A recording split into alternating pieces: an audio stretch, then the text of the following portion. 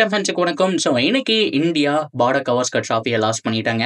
அதை பற்றின வீடியோ அப்கமிங்கில் நமக்கு வந்துக்கிட்டே இருக்கு. ஸோ அதுக்கு முன்னாடி ரொம்ப ரொம்ப முக்கியமாக ஐபிஎல் அப்டேட். ஸோ ஐபிஎல் பொறுத்த வரைக்கும் மற்ற டீம்ஸுடைய அப்டேட் எதுவுமே கிடையாது. பிகாஸ் எல்லா டீமுமே கொஞ்சம் பிஸியாக இருக்காங்க. இருந்தாலும் ஆஸ்திரேலியன் பிளேயர்ஸ் ஒரு சில பேர் வந்துட்டு பிக் பேஷில் ஆடுறதுனால யாரெல்லாம் ஆஸ்திரேலியன் பிளேயர்ஸ் ஐபிஎல் இருக்காங்களோ அவங்கள நம்ம கவர் பண்ணிட்டு இருக்கோம்.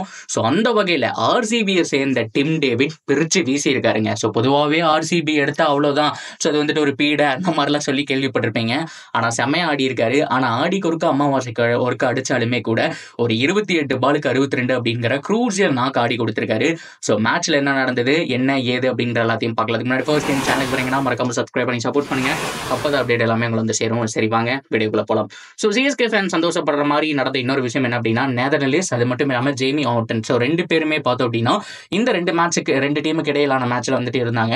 ஸோ ஜேமி ஆர்டன் 18 பாலுக்கு 28 அடிச்சு ஓரளவுக்கு போராடினாரு. பட் இருந்தாலும் அவங்க டீமுடைய ஸ்கோர் அப்படிங்கிறது 180 தான் வந்துச்சு. ஐ மீன் அடிலைட் சிக்ஸர்ஸ் அவங்களுடைய ஸ்கோர் வந்துட்டு 180 தான் வந்துச்சு. ஸோ அந்த சமயத்தில் ஹரிகன்ஸ் டீமுக்காக தான் வந்துட்டு நம்மளுடைய டிம் டேவிட், அதாவது ஆர்சிபி ஃபேன்ஸோடைய நம்பிக்கை நட்சத்திரம் டிம் டேவிட் வந்துட்டு ஆடிட்டு இருக்காரு. ஸோ மேட்ச்ல பண்ண சம்பவம் தாங்க. ஸோ வந்தாரு, வழக்கம் போல மேட்ச் லூஸ் ஆகக்கூடிய ஒரு சுச்சுவேஷன்ல தான் அவர் வந்தாரு. ஸோ எப்படியோ இவர் அவுட் ஆகிட்டு தான் போயிடுவாரு. ஸோ அதுக்கப்புறம் பெருசாக பேட்டிங் லைனப் இல்லை அப்படிங்கிற மாதிரி நம்ம எதிர்பார்த்தா மனசை சும்மா வான வேடிக்கை காமிச்சிட்டாரு. நான் சொன்ன மாதிரி டிம் டேவிட்டை பொறுத்த வரைக்கும் 100% எல்லா மேட்சும் வின் பண்ணி கொடுப்பாரு அப்படிங்கிற மாதிரி சொல்ல முடியாது. நம்ம ஆல்ரெடி மும்பையில் பார்த்துருக்கோம், ஸோ ஆஸ்திரேலியாவில் பார்த்துருக்கோம், ஸோ ஏகப்பட்ட இடத்துல நம்ம பார்த்துருக்கோம். ஆனால் அவருக்கு கிளிக் ஆயிடுச்சு அப்படின்னா ஸோ கண்டிப்பாக ஃபினிஷ் பண்ணி கொடுத்துட்டு தான் வேற வேலை பார்ப்பாருங்க.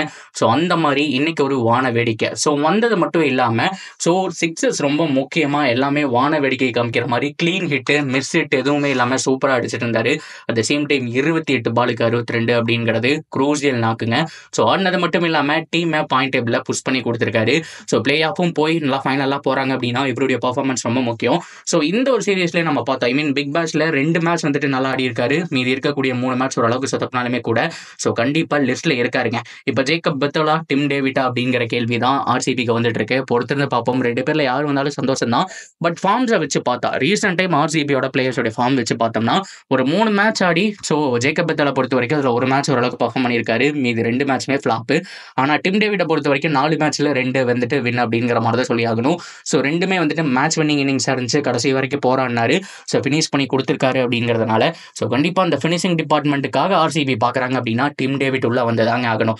ஆர்சிபியை பொறுத்த வரைக்கும் காலங்காலமாக மிடில் ஆர்டர் பிரச்சனை அப்படிங்கிறது இருக்கிற விஷயம் தான். இன்னைக்கு நேர்ந்த அந்த பிரச்சனை கிடையாது. 2010 அந்த டைம்லேருந்து பார்த்தீங்கன்னா Gayle, ABD Villiers, Virat Kohli இருந்தாங்க, தில்சன் இருந்தாங்க. ஸோ அதுக்கப்புறம் Faf du Plessis, Maxwell, Virat Kohli இருந்தாங்க, கெயில் இருந்தாங்க. ஸோ இதெல்லாமே வச்சு நீங்கள் பார்க்கும்போது அவங்களுடைய டாப் ஆர்டர் பயங்கரமாக இருக்கும். அவங்களுடைய ஃபினிஷிங் டிபார்ட்மெண்ட் தான் ரொம்ப புவராக இருக்குன்னு சொல்லி ஆகணும். ஸோ அந்த சமயத்தில் லாஸ்ட் இயரில் டிகே ஓரளவுக்கு கவர் பண்ணி கொடுத்தாரு. 2-3 பேட்ஸ்மேன்ஸ் இருந்தாங்க. இந்த தடவையும் ஃபினிஷிங் டிபார்ட்மெண்ட் நல்லா ஸ்ட்ராங்காக இருக்கணும் அப்படின்னா லியாம் லிவிங்ஸ்டன் கூட கண்டிப்பாக டிம் டேவிட் கூட்டு சேரணும் அப்படிங்கிறது என்னுடைய ப்ரெடிக்ஷன். பொறுத்திருந்த பார்ப்போம். ஸோ ஆர்சிபி ஃபேன்ஸ் வந்துட்டு செம ஹாப்பியாக இருப்பாங்க. அட் த சேம் டைம் ரொம்ப ரொம்ப முக்கியமாக இந்தியா லாஸ் ஆயிடுச்சு இல்லையா, ஸோ அதனால வருத்தத்திலையும் இருக்கிறதுக்கான சான்ஸ் இருக்குது. அண்ட் அதை தொடர்ந்து விராட்டுடைய கேப்டன்சி, ஆல்ரெடி நான் கேப்டன்சி பொறுத்த வரைக்கும் ரஜத் பட்டிதர் அப்படிங்கிற மாதிரி பேசியிருந்தோம். அவங்களே வந்துட்டு அஃபீஷியல் அனௌன்ஸ்மெண்ட் மாதிரி ஒன்று கொடுக்குற மாதிரி கேப்டன் அமெரிக்கா அவருடைய ஃபோட்டோவில் வந்துட்டு இவருடைய தலையை வந்துட்டு அட்டாச் பண்ணியிருந்தாங்க.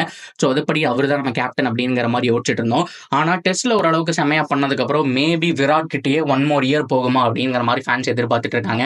அது என்ன ஏது அப்படிங்கிறத பார்க்கணும். ஸோ இதை தொடர்ந்து நிறைய அப்டேட்ஸ் வந்துட்டு இருக்கு. சாம்பியன்ஸ் அவையோட அப்டேட் வருது.